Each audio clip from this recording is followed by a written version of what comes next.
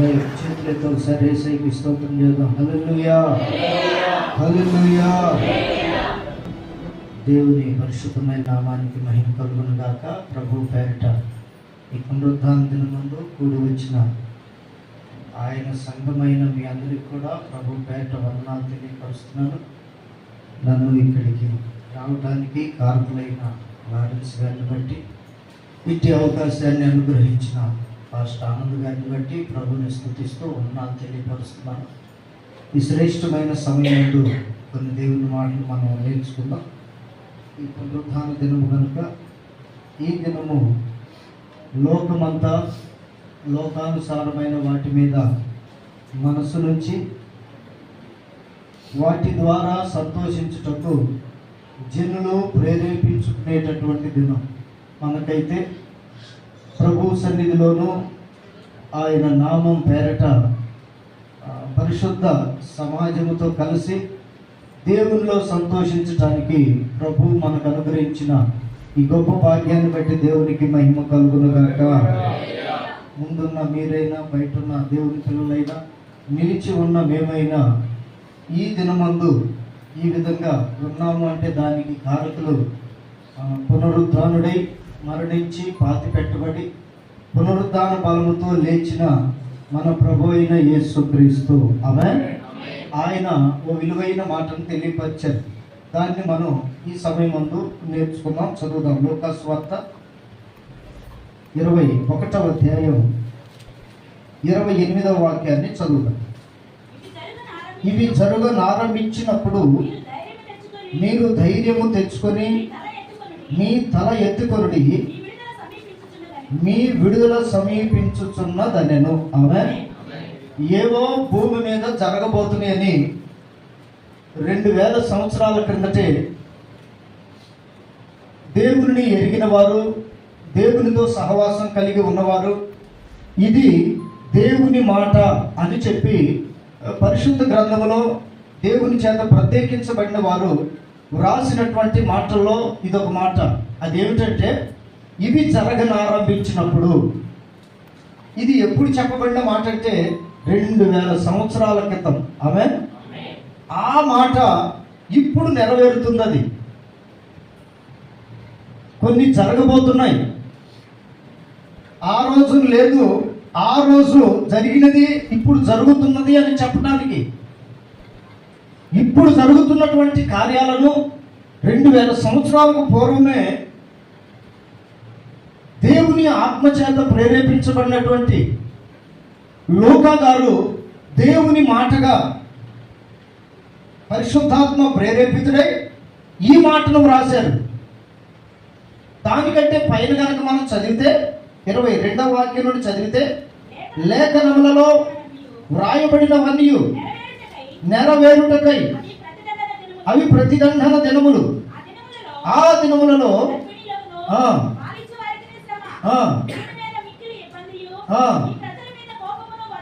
కొంచెం మీకు అర్థమవడానికి గుర్తు చేస్తాను. ఆ దినములలో గర్భిణీలకును పాలించు వారికి శ్రమ. ఇప్పుడు అవి జరుగుతున్నాయి. ఎట్లాగంటారా? ఏ గర్భిణీ స్త్రీ అయినా కానీ సిజరియన్ లేకుండా, అంటే ఆపరేషన్ లేకుండా కాకపోతున్నారా? ఇది శ్రమల కాలం. ఎవరికి అంటే గర్భిణీలకును పాలించు వారికి. తల్లిగా మారిన తర్వాత ఫ్యాషన్ అయిపోయింది ఏమంటే డబ్బా పాలు.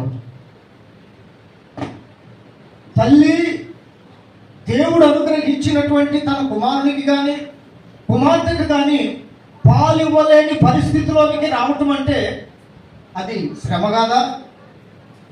తల్లి ప్రేమను పిల్లలకు పంచి పెట్టలేకపోతున్నదంటే అంతకంటే తల్లికి కలిగే శిక్ష ఏముంది? పిల్లలు లేరు అని చాలామంది ఏడుస్తున్నారు, బాధపడుతున్నారు, వాళ్ళు వీళ్ళు నిందిస్తున్నారు, అవమానపరుస్తున్నారని ఎంతగానో దుఃఖపడుతున్నారు. వారిలో బైబిల్ గ్రంథంలో ఉన్న హన్నా ఒకటి.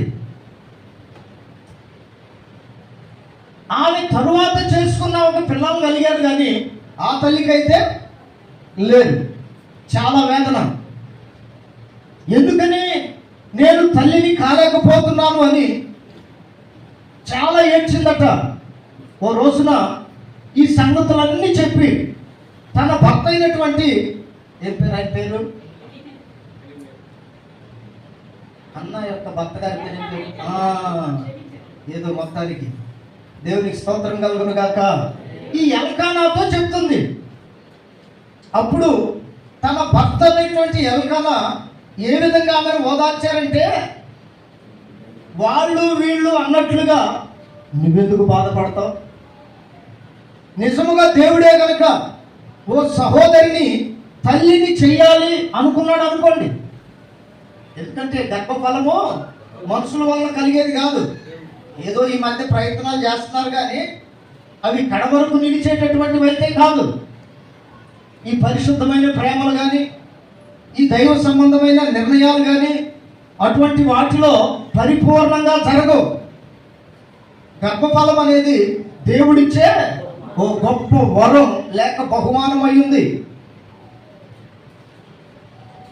ఈ తల్లి నన్ను అందరూ ఈ విధంగా ఎగతాళి చేస్తున్నారు, అక్కడ దాకా ఎందుకు, నా యొక్క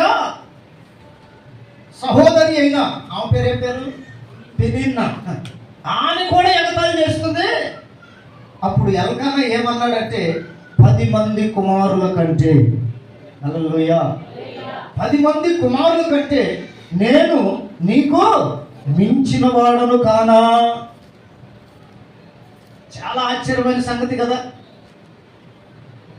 భర్త ఉండి కుమారునితో పోలుస్తున్నాడు అంటే దాని అర్థం ఏమిటంటే, ఓ తల్లికి 10 మంది కుమారులు ఉంటే ఎంత బలం ఉంటుంది. ఏది చేయాలన్నా, ఏది పొందాలన్నా ఆ బలమే వేరు. అందుకని అంటున్నాడు, నేను ఏ రోజైనా ఎప్పుడైనా నిన్ను నిందించానా, అవమానపరిచానా? లేదు కదా. నేనే నీకు బలమై ఉండగా నీవెందుకు దుఃఖపడుతున్నావు? అటువంటి భర్త భార్యకు కలిగి ఉంటే అంతకంటే భాగ్యమే ఉండదు. దేవునికి మహిమ కలుగును గాక. అయితే దేవుని బిడ్డలారా, పాలిచ్చు స్త్రీలకు, గర్భిణీ స్త్రీలకు ఏం కలుగుతుందట? శ్రమ కలుగును. భూమి మీద మిక్కిలి ఇబ్బందియు, ఈ ప్రజల మీద కోపమును వచ్చును. 25వ వాక్యం చూడనా, సూర్య చంద్ర నక్షత్రములలో సూచనలను, భూమి మీద సముద్ర తరంగముల ఘోష వలన కలవరపడిన జనములకు శ్రమయు కలుగును. ఇంకా చాలా విషయాలు చెప్తూ వచ్చారు. ఇవన్నీ జరగనారంభించినప్పుడు నక్షత్రాల్లో మార్పు వస్తుంది, సూర్యుడిలో చంద్రుడిలో మార్పు వస్తుంది, భూమి మీద భయంకరమైన శ్రమ కలుగుతుంది, ఈ జనుల మీద కోపము కూడా వస్తుంది. ఎంత చెప్పినా, ఎన్నిసార్లు చెప్పినా కొంతమంది దేవుని కోపానికి గురవుతున్నారు కానీ ఆయన ప్రేమను పొందలేకపోతున్నారు. దేవుని యొక్క మహాకృప ఆయన కోపానికి గురి కాకుండా ఆయన ప్రేమకు యోగ్యులుగా మనల్ని మార్చినందుకు నిజముగా చేతులెత్తి దేవునికి స్తోత్రం చెబుదాం. హల్లెలూయా, హల్లెలూయా. దేవుని బిడ్డలారా, మనం కూడా ఒకప్పుడు దేవునికి కోపం కలిగించే వాళ్ళమే. అయితే ఈ దినమందు దేవుని మందిరంలోనికి రావటం, దేవుని మాట వినటం, మనకున్నటువంటి పరిస్థితులన్నింటిలో కూడా దేవునికి అప్పగించుకోవటం వలన జరిగిన కార్యం ఏమిటంటే, ఆయన కోపానికి దూరం అయ్యాము, ఆయన ప్రేమకు సమీపస్తులుగా మారాం. అందుకనే కూర్చొని చక్కగా దేవుని మాటలు వినటానికి ఇట్టి గొప్ప క్షేమకరమైన జీవితాన్ని దేవుడు మనకు అనుగ్రహించాడు. ఈ శిక్ష నుండి తప్పించిన దేవునికి, ఆయనకు మన మీద కోపం రాకుండా ప్రేమ మాత్రమే కలిగేటట్లుగా మన జీవితాలు మార్చిన దేవునికి మహిమ కలుగును గాక. అయితే ఇంకా కొందరు ఉన్నారట, వీరు దేవునికి కోపం రేపుతూనే ఉన్నారు. దేని వలన దేవునికి కోపం రేపుతున్నారంటే చాలా సందర్భాలు ఉన్నాయి. అద్భుతమైన విషయం చెప్పాలంటే, అవమానపరిచే వారిని దేవుడు ఖచ్చితంగా కోపగించుకుంటాడట. ఈ పెనీన్నా విషయంలో కూడా జరిగినది అదే. హన్నానేమో దేవుడు ప్రేమించాడు, పెనీన్నానేమో పిల్లలు కలిగినా, హన్నా కంటే ముందుగా పిల్లలు కలిగినా, ఇటు భర్తకును అటు దేవునికి తరువాత ఆమె చరిత్ర కానీ ఆమెను గురించిన విషయాలు కానీ ఎక్కడా పొందుపరచలేదు దేవుడు. అన్నా విషయానికి వచ్చేటప్పటికి ఇచ్చిన ఆ కుమారుల్లో దేవుడు ఒక గొప్ప ప్రవక్తను నిలవబెట్టాడు. రాజును అభిషేకించేటట్లుగా ఉన్నతమైన స్థానాన్ని దేవుడిచ్చాడు. ఇది కదా గర్భఫలం యొక్క దీవెనంటే, ఇది కదా అవమానానికి ప్రతిగా కలిగే రెట్టింపు ఘనత అంటే. అందుకని ప్రియమైన వాళ్ళరా, ఇంకా చాలా జరుగుతాయి. ఇవన్నీ జరగనారంభించినప్పుడు మనం ఏం తెచ్చుకోవాలంటే ధైర్యం తెచ్చుకోవాలంట. కరువులు జరుగుతాయి, భూకంపాలు వస్తాయి, ఇంకా చాలా విషయాలు చెప్పాడు అక్కడ దేవుడు. 26 చదవను ఒకసారి. ఆకాశమందలి శక్తులు కదిలించబడును గనుక లోకం మీదికి రాబోచున్న వాటి విషయమై భయము కలిగి మనుషులు ఎదురు చూచుచు ధైర్యము చెడి కూలుదురు. భూమి మీద ఇప్పటికి జరుగుతున్న వాటిని బట్టి, జరగబోతున్న వాటిని బట్టి. మొన్న కరోనా కాలంలో చాలా మంది కరోనా వచ్చి చచ్చిపోలేదు అంటున్నారా? కరోనా వచ్చి చనిపోయిన వాళ్ళు తక్కువ మంది. కరోనా వస్తుందేమో చాలా మంది ఎరుగుదును, కరోనా వస్తుందేమో తిండి మానేసి బలహీనులై ధైర్యము చెడి రోగం రాకమునిపే కూలిన వాళ్ళు కోకొల్లల మంది. రోగం అని తెలిసిన వెంటనే ప్రభుత్వాలన్నీ అలర్ట్ అయిపోయాయి, వారికి తగిన ఏర్పాట్లు చేశాయి. కాస్త ధనం కలిగిన వాళ్ళైతే రోజుకు 2 లక్షలు చెల్లించి కూడా ట్రీట్మెంట్ చేయించుకున్నారు. ఇదంతా దేనికి మూలం అంటే ధైర్యము చెడిన వారికి ఇటువంటి కార్యక్రమాలు ఖచ్చితంగా జరుగుతాయి. ఇవి జరుగుతున్నప్పుడు, ధైర్యం చెడి కూలేవాళ్ళు కూలుతున్నప్పుడు, ఆకాశ మండలమందరి శక్తులు హల్లెలూయా చెప్పండి, హల్లెలూయా. ఈ రోజులు ఎట్లున్నాయి అంటే సంవత్సరానికి ఒక దేవుడు కాదు, రోజుకొక కొత్త దేవుడు వస్తూనే ఉన్నాడు, రోజుకొకళ్ళు. మరి ఏరియా సంగతి నాకైతే తెలియదు, కానీ ఆంధ్రాలో అయితే ఒక ప్రాంతంలో ఉన్నవాళ్ళు ఇంకొక ప్రాంతంలో ఉండరు. ఇక్కడున్న పేర్లు అక్కడ ఉండవు. ఏమిటి దీని అర్థం ఏంటంటే ఆకాశ మండలంలో ఉన్నటువంటి శక్తులు కదిలింపబడి ఇప్పుడు లోకం మీదకి వచ్చేసాయి. స్తోత్రం కలుగును గాక. నేను అడుగుతున్నాను, నన్ను మీరు కూడా వాటి సహవాసకులే ఏంటి చెప్పండి, హల్లెలూయా. ఏం చేతులెత్తరా? హల్లెలూయా. అవి అక్కడ కదిలించబడటం వలన ఎక్కడికి వచ్చినాయి? ఇప్పుడు లోకం మీదకి వచ్చి రకరకాల పేర్లు, రకరకాల రూపాలు, రకరకాల మనస్తత్వాలు, ఇవన్నీ భూమి మీద జరుగుతున్నప్పుడు మీకు ధైర్యము చెడకూడదు. స్తోత్రం కలుగును గాక. ఇవే కాదు, ఇంకా చాలా చూడాలి మనం. ఇవి చూస్తున్నప్పుడు 28వ వాక్యం అంటాడు, ఇవి జరగనారంభించినప్పుడు మీరు ధైర్యము తెచ్చుకుని మీ తలలను ఎత్తుకునుడి. హల్లెలూయా. ఎందుకు తలలు ఎత్తుకోవాలి, ఎందుకు ధైర్యం చెడకూడదంటే మన విమోచన దినము సమీపించుచున్నది, లేక సమీపించి ఉన్నది. ఈ నిరీక్షణ కానీ ఈ ధైర్యం కానీ పరిశుద్ధ గ్రంథాన్ని చదువుతూ తన పాపములను ఒప్పుకొని యేసు రక్తము చేత వారి పాపములను కడుగుకొని పరిశుద్ధాత్మ నింపుదల కలిగి దేవుని కొరకు ప్రత్యేకమైన జీవితం కలిగి భూమి మీద నీతి, విశ్వాసము, ప్రేమ, పరిశుద్ధత, యథార్థత అను మంచి గుణలక్షణాలు కలిగి దేవుని కొరకు బ్రతుకుతూ అనేకులు దేవుని వైపు త్రిప్పుతారే, వీరికి ఇట్టి నిరీక్షణ కలిగి ఉన్నది. అదేమిటంటే మన విడుదల. చెప్పాలి, మన విడుదల సమీపించుచున్నది కనుక ఎవరు ఏమైనా చేసుకోనివ్వండి, ఎవరు ఏ విధంగానన్నా బ్రతకనివ్వండి, నేను నా ఇంటి వారు అదండి బాబు. ఇది ధైర్యం కలిగిన వారు చేసే పని. వీళ్ళ నిరీక్షణ ఏమిటంటే ఈ రోజు కాకపోతే రేపైనా నాకు విమోచన, దేవునికి మహిమ కలుగును గాక. కనుక ప్రియమైనటువంటి వాళ్ళరా, మనకు విమోచన కలిగిన తరువాత ఓ మాటను గుర్తు చేస్తాను. ఏప్రిల్కి రాసిన పత్రిక 10వ అధ్యాయం 35వ వాక్యం ఒకసారి చదువుదాం. ఏప్రిల్కి రాసిన పత్రిక 10వ అధ్యాయం. మీ ధైర్యమును విడిచిపెట్టకుడి, దానికి ప్రతిఫలముగా గొప్ప బహుమానము కలుగును.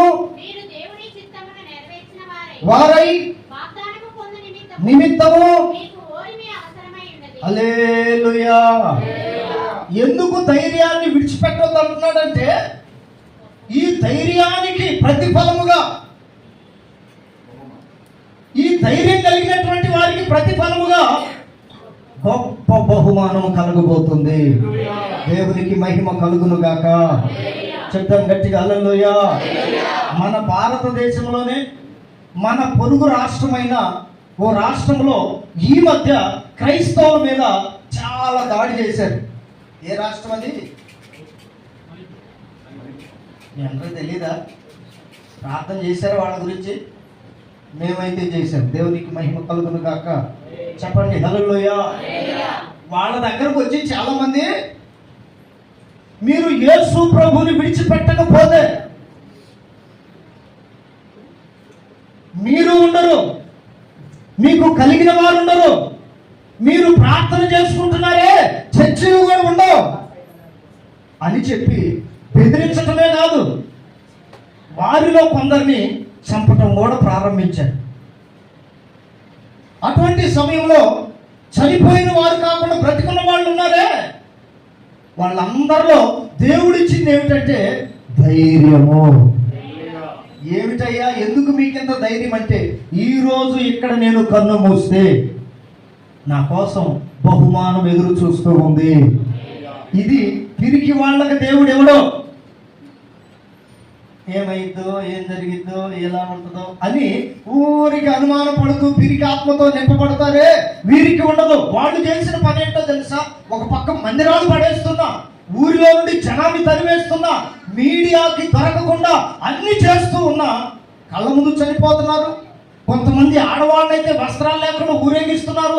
ఎంత జరుగుతూ ఉన్నా ఆదివారం వచ్చేటప్పటికి రోడ్డుకి ఇటుపక్క అటుపక్క లైన్లుగా నిలబడి, స్తోత్రం కలుగును గాక, అటు ఇటు లైన్గా నిలవబడి వర్షం పడుతూ ఉన్నా ఆకాశం వైపు చేతులెత్తారు.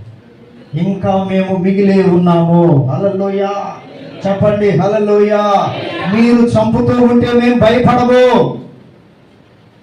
మేము ఆరాధిస్తున్న దేవుడు రోషము కలిగిన దేవుడు. ఆయనను తప్ప మరి ఎవరిని మేము ఆరాధించం. శత్రుకు మిషన్ అభ్యర్థన కాలంలో కూడా ఇటువంటిదే ఎదురైంది. దానియేలు కూడా ఇటువంటిదే ఎదురైంది. కానీ వాళ్ళు ఏం చేశారంటే ధైర్యాన్ని విడిచిపెట్టలేదు. ఆమె చెప్పండి గట్టిగా. ఆమె ఏం విడిచిపెట్టలేదు? ధైర్యాన్ని విడిచిపెట్టలేదు.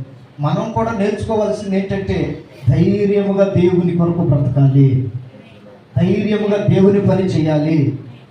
దేవునికి మహిమ కలుగును గాక.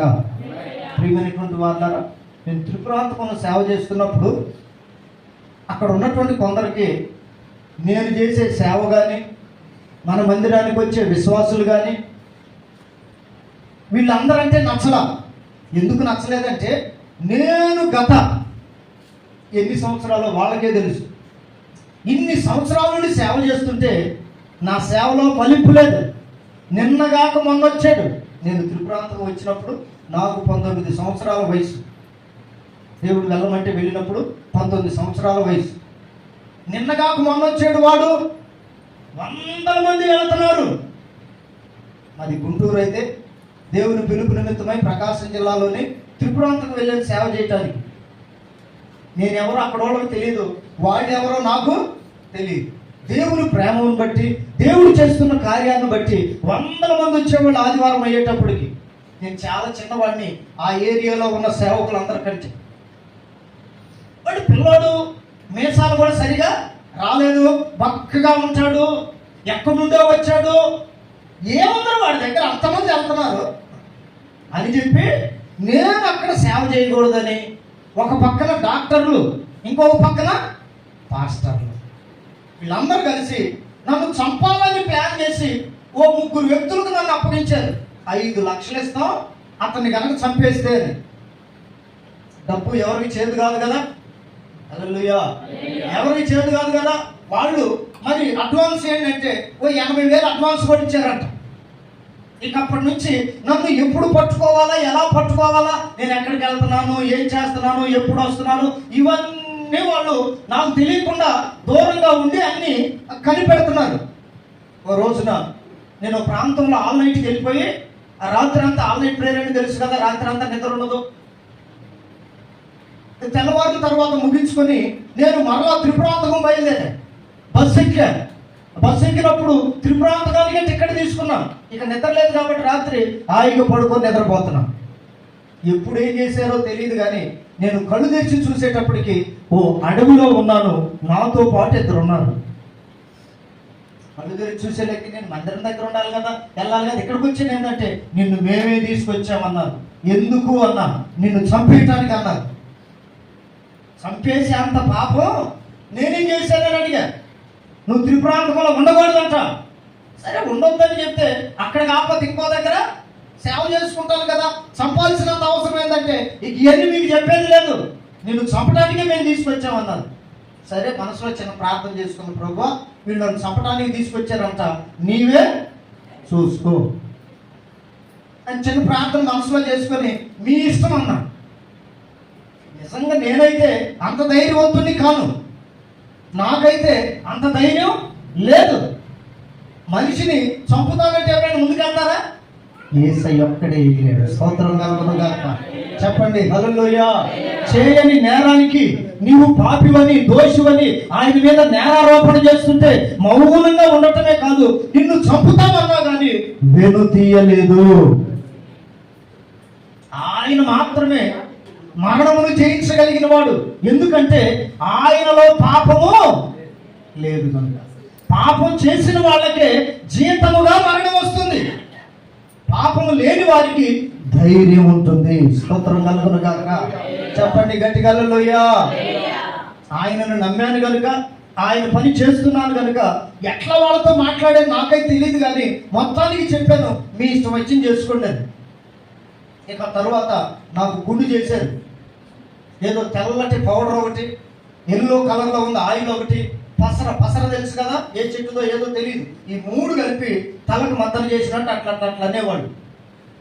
అన్న వెంటనే అవి లోపలికి వెళ్ళి మెదడు మీద పనిచేసి ఇప్పుడు పెద్ద ఆయన ఉన్నారు, ఈయన చూస్తుంటే నాకు నీడలాగా కనపడేవాడు కానీ మనిషిలాగా కనపడేవాడు కాదు. అది చేసినప్పుడు ఎందుకు ఇట్లా అయిపోతుందో నాకు అర్థం కాల. వాళ్ళ ప్రయోగం అట చంపకుండానే చచ్చిపోవాలి, ఏదో ప్రయోగం చేసి వాడు చంపకుండానే చచ్చిపోవాలి, అది చేశారు. దేవుని మహాకృప అది ఏమి చేయలేకపోయింది. తర్వాత కళ్ళు పోవాలని కళ్ళల్లో పోసేది ఏదో పసరు, ఎర్రగా అయిపోయింది, అంత లావుగా అయిపోయి గుల్లలకు వచ్చేది.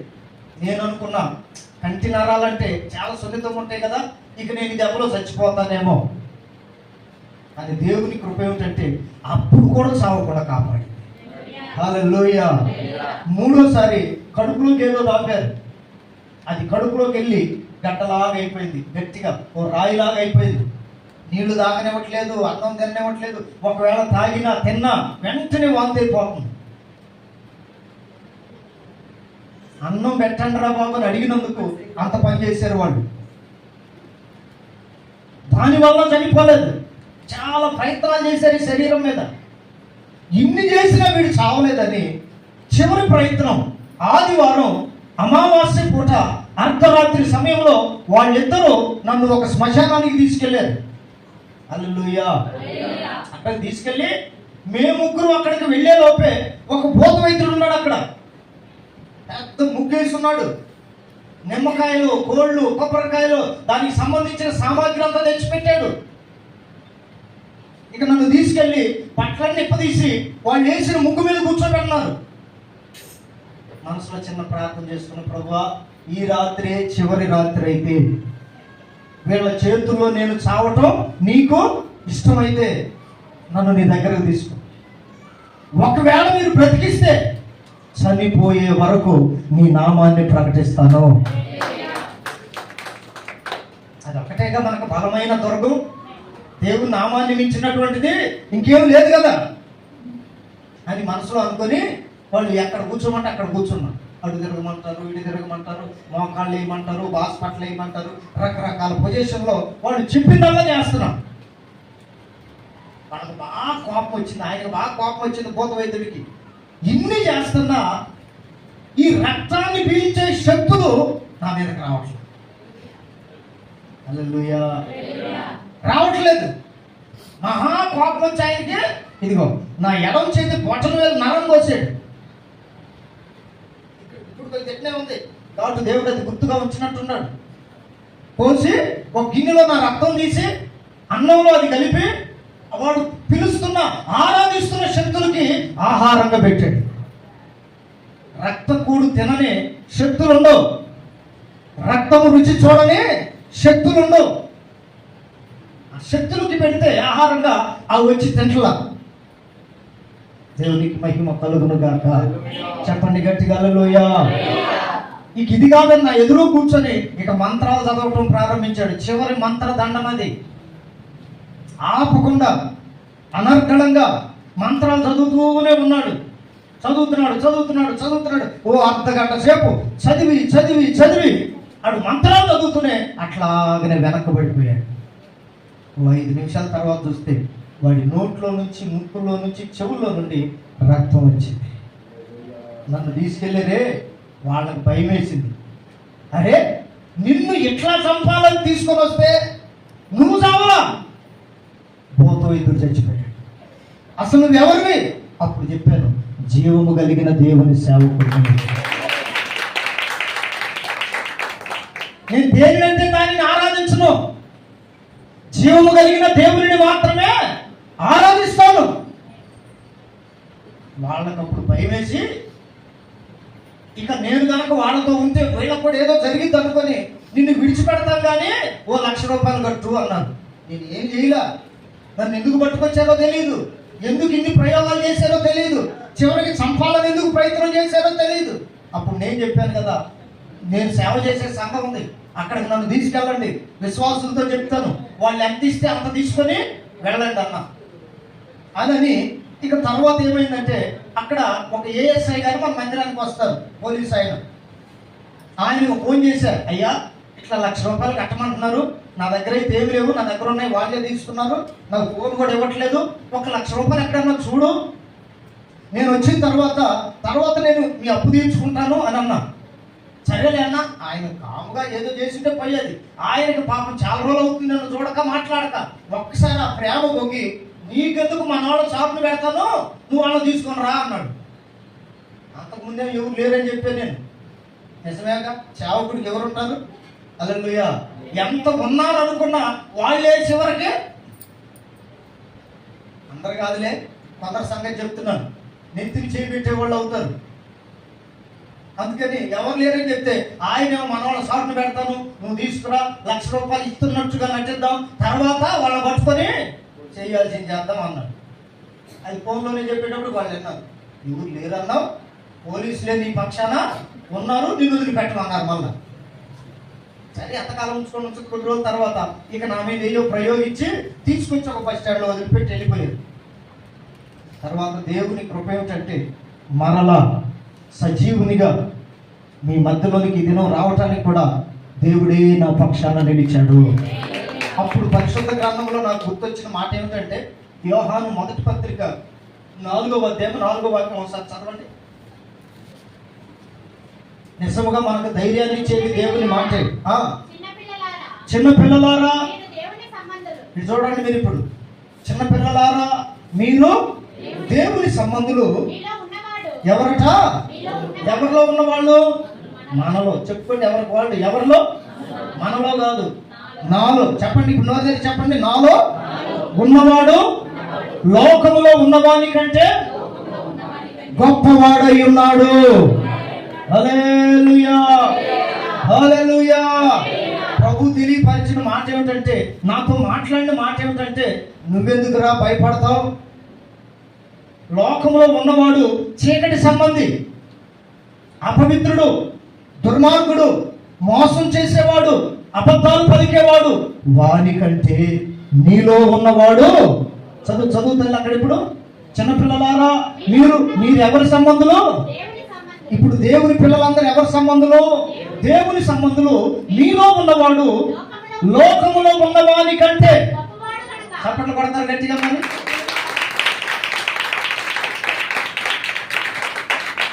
అప్పటి వరకు నాలో ఉన్నవాని గొప్పతనం నాకు కూడా తెలియదు. ఇంత గొప్పవాడు నాలో ఉన్నాడా అనే సంగతి నాకు తెలియదు. అప్పుడు దేవుడు మాట్లాడాడు, నీలో ఉన్నవాడు లోకంలో ఉన్నవాని కంటే. హల్లెలూయా. ఇప్పుడు మిమ్మల్ని ఒక ప్రశ్న అడుగుతాను.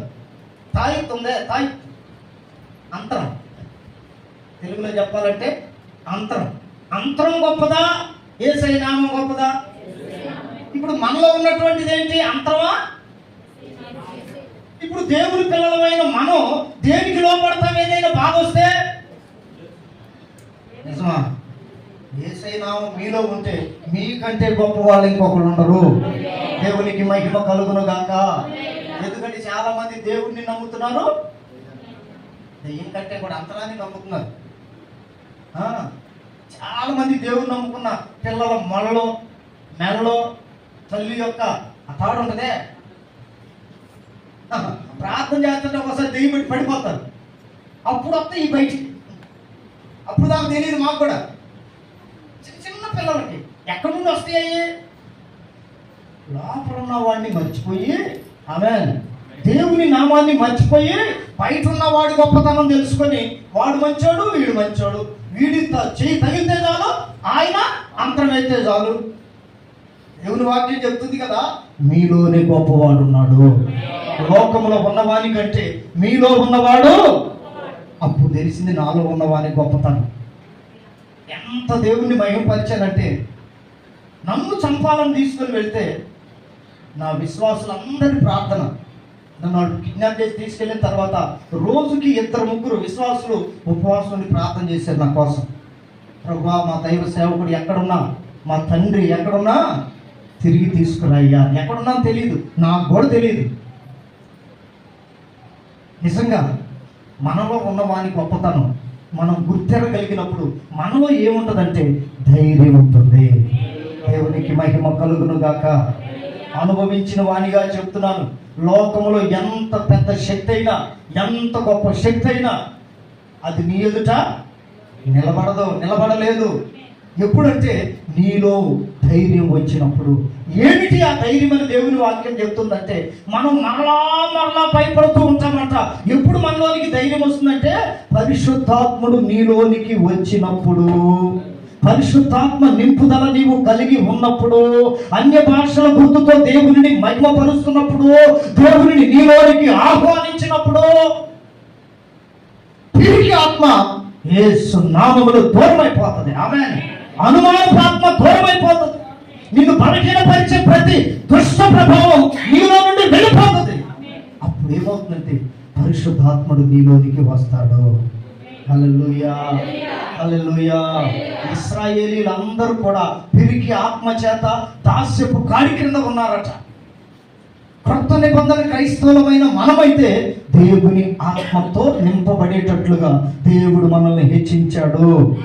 ఇప్పుడు మనం నేర్చుకోవాల్సిన విధి విధానం ఏమిటంటే, వారు దాస్యమని కాడి కింద ఉన్నారు, మనం దాని కిందకి పోకుండా ఉండినట్లు ధైర్యము కలిగిన ఆత్మను దేవుడు మనకు అనుగ్రహించాడు. మన ఆత్మకు మనకై మనం పొరపాటును కూడా ధైర్యవంతులము కావటానికి ఇష్టపడడు కూడా సైతాన్ గాడు. యేసయ్యను కూడా గొడవ చేయాలని వచ్చాడు, అవునా కాదా? బలహీనుడైపోయాడు, 40 రోజులు ఉపవాసం ఉన్నాడు, శోధించాలంటే ఇదే కరెక్ట్ టైం అనుకున్నాడు. యేసయ్యలో ఉన్న దేవుని ఆత్మ, చెప్పండి హల్లెలూయా. ఏం చేశాడు అపవాదిని? ఏయ్ మై డియర్ అన్నాడా? ఏయ్ నీ దేవుడైన ప్రభువుని శోధింపవలదు కదా, ఆయనకే మ్రొక్కాలని రాయబడి ఉండలేదా? నేను మ్రొక్కేది దేవునికి మాత్రమే. నువ్వు ఎంత శోధించు, ఎన్ని అవమానాలైనా తీసుకురా, ఏ విధంగానైనా నడిపించు, నేను మ్రొక్కేది మాత్రం ప్రతి ఆదివారం దేవుని సన్నిధిలో మాత్రమే కనపడతాను. ఎక్కడంటే అక్కడ తిరిగేవాడిని, తిరిగేదానను నేను కాదు. ఎందుకంటే నాలో ఉన్నవాడు, స్తోత్రం కలుగును గాక, గొప్ప వాణిని ఎరిగిన దానలో గొప్ప వాణిని పొందిన వాడను అని చెప్పి నీకు నీవే దేవునికి అప్పగించుకోగలిగితే నీలో ఉన్నటువంటి ఆశను తృప్తిపరిచే దేవుడు ఎల్ల వేళలా మనకు తోడై ఉంటాడు. ఎవరు లేరు, 1500 మంది సంఘం ఉండగానే ఆ సమయంలో ఎవరు నాతో లేరు. 4 అన్నలు ఉన్నారు, నేను 5వ వాడిని. తల్లి, తండ్రి, చెల్లి, ఓ బంధు బలగం, ఆస్తి పాస్తులు అన్నీ ఉన్నాయి, కానీ ఏవి ఆ సమయంలో నాతో లేవు, అక్కడకు కూడా రాలేదు. అయితే నాలో ఉన్నవాడు, హల్లెలూయా, నేను కాదు సుమా, నాలో ఉన్నవాడు ధైర్యం ఇచ్చాడు, శత్రువుని ఎదిరించేటట్లు ఆ ధైర్యం ఇచ్చాడు, శత్రువు చనిపోయేటట్లు కార్యం జరిగించాడు, తీసుకొని వెళ్ళిన వారు భయపడేటట్లు దేవుడు చేశాడు. అప్పుడు చెప్పాడు, నీలో నేనుండగా, స్తోత్రం కలుగును గాక. బలహీనత వచ్చినప్పుడు ఎవరెవరినో గుర్తు చేసుకోమాకండి. ఏదైనా శోధన కలిగినప్పుడు ఎవరెవరినో గుర్తు చేసుకోకండి. మీలోనే లోకంలో ఉన్నవాని కంటే గొప్పవాడు ఉన్నాడు. ఆయన పేరు పరిశుద్ధాత్ముడు, ఆయనే వాక్యమై ఉన్న దేవుడు. ప్రతి సమయంలో వాక్యాన్ని గుర్తు చేసుకోనండి, దేవుణ్ణి గుర్తు చేసుకోనండి. ఈజీగా మీరు లోకాన్ని జయిస్తారు. మనుషులను గుర్తు చేసుకున్నా, బలాన్ని గుర్తు చేసుకున్నా, బలగాన్ని గుర్తు చేసుకున్నా, ధనాన్ని, వెండి బంగారాలను గుర్తు చేసుకున్నా, అవి ఎంత బలమైనవేమి కావు. అందుకని పేతురు, యోహానులు దేవాలయానికి ఎక్కువ వెళుతున్నప్పుడు పుట్టింది మొదలుకొని కుంటివాడు ఆ దేవాలయం బయట కూర్చుంటున్నాడంట. అతని వలన అతని కుటుంబం అంతా పోషించబడుతుంది. అయితే అతడట వారిద్దరూ దేవాలయంలోకి వెళుతున్నప్పుడు వాళ్ళని చూశాడు. వెంటనే వాళ్ళకి అర్థమైంది, వీడేదో మన దగ్గర నుండి ఆశపడుతున్నాడు. అప్పుడు వాళ్ళేమన్నారంటే, మా వైపు తేరి చూడు అన్న. వెంటనే అందరి ముఖాలు వేరుగా ఉన్నాయి. వీళ్ళ ముఖం వాళ్ళందరూ ఇచ్చిన దానికంటే ఏదో పెద్ద బహుమానం ఇస్తారనుకున్నాడు. ఆశతో తేరి చూస్తున్నాడంట. అప్పుడు వాళ్ళు అన్న మాట ఏమిటంటే తెలుసా? వెండి బంగారము, చెప్పాలి, వెండి బంగారము లేని వాళ్ళు మాత్రమే చెప్పండి.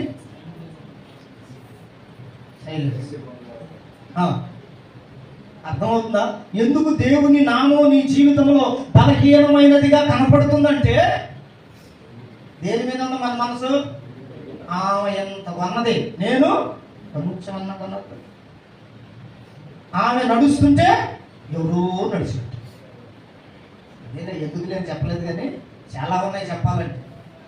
ఆ అనుభవాలు కూడా వచ్చిన వాడిని, దేవునికి స్తోత్రం కలుగును గాక.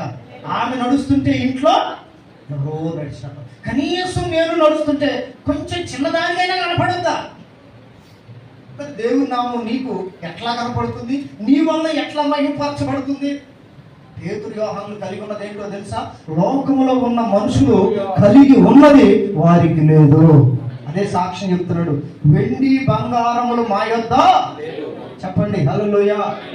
ఇంత సేవ చేస్తున్న రాష్ట్రాలు తిరిగి ఇచ్చేటటువంటి కానుకల ద్వారా నేను ఎంత బంగారం సంపాదించుకోవచ్చు? ఎంతన్నారా చూడండి చెప్తాను. నా ఏళ్ళకి ఏమైనా కనపడుతున్నాయా? చేయి కనపడట్లేదు, అసలు పెడతాను. చేతికి ఏమైనా కనపడుతుందా? ఈ చేతికి ఏమైనా ఉందా? ఎందుకంటే మనం కలిగి ఉన్నది వేరు, మనం కావాలనుకునేది. అందుకని పేతురు, యోహానులు అంటున్నారు, మాకు కలిగినది, గట్టిగా చప్పట్లు, మాకు కలిగినది. ఇప్పటి వరకు నీవు అనుకున్నావే, సంపాదించుకుంటున్నావే, వాళ్ళ వైపు వీళ్ళ వైపు తేరు చూసి ఏదో సంపాదించుకోవాలనుకుంటున్నావే, ఆ వెండి బంగారం మా యొద్ద లేవు. చిన్న సాక్ష్యం చెప్తా ముగించేస్తాను. 40 సంవత్సరాలు అవుతుంది వాళ్ళ పెళ్ళి. డాక్టర్ దగ్గరికి వెళ్తే ఇక మీకు పిల్లలు పుట్టరన్నారు. అటువంటి వారికే బాగా కలిసి వస్తుంది. మంచి డబ్బు సంపాదించుకున్నారు, పొలం ఉంది, అన్నీ ఉన్నాయి. ఏమి లేదు వాళ్ళకి? అబ్రహాముకు లేనట్టుగా ఆయనకి అన్నీ ఉన్నాయి, ఏమి లేదు సంతానం. వీళ్ళకు కూడా అంతే. ఒక రోజు మందిరానికి వచ్చారు. ప్రార్థన చేస్తుంటే ప్రభువు చెప్పాడు, అమ్మా నీకు సంతానం కలగకపోవటానికి కారణం ఏమిటంటే నీకు ధనం మీద ఉన్నంత ఆశ, వెండి బంగారం కావాలని ఉన్నంత ఆశ, పిల్లలు కావాలని లేదు. ఎవరైనా ఎప్పుడైనా తిడితే అనుకోవటమే తప్ప నీకై కావాలని ఆశ లేదని దేవుడు చెప్పమని చెప్పాడు అన్న. ఒక్కసారి పెద్దగా ఏడిచా తల్లి, నీకెవరు చెప్పారన్నా అన్న. హల్లెలూయా. హృదయ రహస్యాలు ఎరిగిన వాడు ఎవరు? దేవుడు. దేవుడు ఆయన చెప్పాడమ్మా అన్న. మరి నేను ఇవన్నీ వదిలిపెడతా, దేవుడు సంతానం ఇస్తాడా? ఆయన మాట ఇచ్చి తప్పేవాడా? నీవు వాటి మీద ఉన్న దాన్ని తొలగించుకొని నీకున్న ఆస్తి తెచ్చి నేను ఏమంటలా, మనసులో మార్పు చేసుకో, దేవుని మీద ఆశ పెట్టుకో. మరుసటి ఏట నీకు కుమారుని కానీ కుమార్తెను కానీ ఇవ్వకపోతే అని అన్నాను. ఓ రోజున ఎట్లానే వచ్చి ఆరాధన చేస్తున్నాం అందరం, దేవునికి మహిమ కలుగును కాక.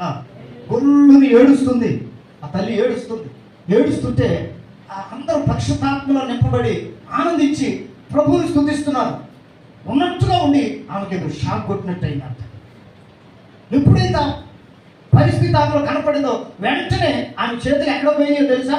ఈ చెవుల దగ్గరికి వెళ్ళిపోయి పీకేసింది, అట్నే ఎగిపోయింది. ఎక్కడ ఇసిరేసింది, ఎట్టేసిందో తెలియదు. ఉన్నాయి మొత్తం పీకేసింది, ఇసిరేసింది, మందరం నిలబడిపోయింది. ఆరాధన అయిపోయిన తర్వాత రక్తం కారుతుంది. చిన్నగా నా దగ్గరకు వచ్చి అన్న మాట ఏమిటంటే, అన్న నా చెవులి ముక్కి ఉన్న అన్నీ ఎటుపోయినాయో అని. చూసావా, దేవుడు నిన్ను తాకినా ఏం చావలేదు. అదొక్కనే నమ్మలారా? మనం పోయేదాకా మనలో సావన ఆశ ఏదన్నా ఉందంటే ఏంటది? తర్వాత ప్రార్థన చేశాను, అచ్చిపండు ప్రార్థన చేసి ఇచ్చాను. దేవుడు ఆ సహోదరుని దర్శించాడు. చెప్పండి హల్లెలూయా. దేవుడు కార్యం చేసిన ఆమెం చేసిందో తెలుసా? ఒక కూతురు పుట్టింది. ఫస్ట్ కూతురు పుట్టేదాకా బాగుంది. ఈసారి నీ కొడుకు పుడతాడమ్మా అన్న. చిన్నగా మళ్ళీ వాటి మీద ఆశ పెంచుకుంది. ఈ పూడి వేసుకుంది, తెగినియే గుర్తుగా ఉంచుకోవాలా. ఈ పూడి వేసుకొని మళ్ళీ పెట్టుకొని వచ్చింది. మర్చిపోయింది, ఎన్నో నెలలో తెలియలేదు. లోపల కడుపులో కొడుకు ఉమ్మ నీళ్లు దాగి బయటకు వచ్చాడు. తర్వాత కొద్ది రోజులకి 2 లక్షలు ఖర్చు పెట్టారు, కానీ ఆ కుమారుడు బ్రతకలేదు. దేవునితో నువ్వు ఇచ్చిన మాట, దేవునితో చేసుకున్న తీర్మానం అది అట్లానే ఉండాలి. చచ్చిపోయే వరకు దేవునికి మహిమ కలుగును గాక.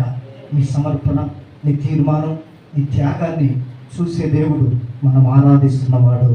ఇచ్చిన మాట మనం తప్పుతామేమో కానీ నీవు తప్పకూడదని ప్రతి సమయంలో ఆయన గద్దిస్తాడు, హెచ్చరిస్తాడు, బుద్ధి చెప్తాడు, బలపరుస్తాడు, బలహీనతను తొలగిస్తాడు. మనం శక్తివంతులుగా మార్చాలని ఆయన ప్రయత్నం చేస్తూనే ఉంటాడు. కనుక మనకు ధైర్యం చెడకూడదు, మనలో ధైర్యం చెడకూడదు. దానివల్ల కలిగే బహుమానం ఏమిటంటే పరలోకపు మహిమను మనం పొందబోతున్నాం. ఆమేన్. అందుకని భూమి మీద ఉన్నప్పుడే లోకంలో ఉన్న వాళ్ళని చూసిన ఇదిగా మాకు నీలో ఉన్న పరిశుద్ధ ఆత్మను గుర్తు చేసుకో. నీలో ఉన్నవాడు గుర్తు పెట్టుకుంటారా? నేను బ్రతికి బాగుండి వచ్చే సంవత్సరం ఈ మధ్యలోకి వస్తే నేను అడుగుతా ఏం చెప్పానని. మీరు చెప్పకపోతే మా అత్తమ్మ బ్యాచ్. హల్లెలూయా. కనుక మనం అందరం కూడా ధైర్యము చెడని వారుగా, సమస్యల బాధలు ఎన్ని మామూలు అందరికి వస్తున్నాయి, మనకి వస్తాయి. కానీ ధైర్యం ఎప్పుడు మనకు ఉంటుందంటే పరిశుద్ధాత్ముడు మనలోనికి వచ్చినప్పుడు. నన్ను బ్రతికించిన వాడు ఆయనే. లోపల ఉన్నాడని తెలుసు కానీ ఆయనలో ఉన్న శక్తి సామర్థ్యాలు తెలియలా. వాళ్ళు చంపాలని చూస్తే వాళ్ళు చచ్చారు, కానీ నన్ను దేవునికి మహిమ కలుగును గాక. అంత గొప్పవాన్ని ఎరిగిన మనం ధైర్యపడకూడదు. ప్రతి విషయంలో ఆయన పాదాల మీద కూర్చోనండి. ఆయనకు అసాధ్యమైనదంటూ ఏమీ లేదు. కనుక నమ్మకమైన విశ్వాసం, పరిశుద్ధమైన ప్రేమ, యథార్థమైన భక్తి, నీతి కలిగిన మనసు మనం కలిగి ప్రభు వాక్యాన్ని, ఆయన మార్గాన్ని వెంబడిస్తాం. ఆయన త్వరలో రాబోతున్నారు కనుక ధైర్యమునకు తగినటువంటి ఫలం, గొప్ప బహుమానం పరలోకంలో ఉన్నది. నా విశ్వాసాన్ని కాపాడుకున్నాను, నా పరుగు కడముట్టించి ఇక మీదట నా కొరకు నీతి కిరీటం ఉంచబడి ఉన్నది, లేక జీవ కిరీటం ఉంచబడి ఉన్నది, లేక మహిమా కిరీటము అనే ధైర్యం నీకుందా? పౌలు వలె చెప్పే ధైర్యం, ఆ ధైర్యం చెడకుండా అంతవరకు నడిపించబడదాం. పరిశుద్ధాత్మ దేవుడు అట్టి అభిషేకం మనందరికి అనుగ్రహించును గాక. ఆమేన్.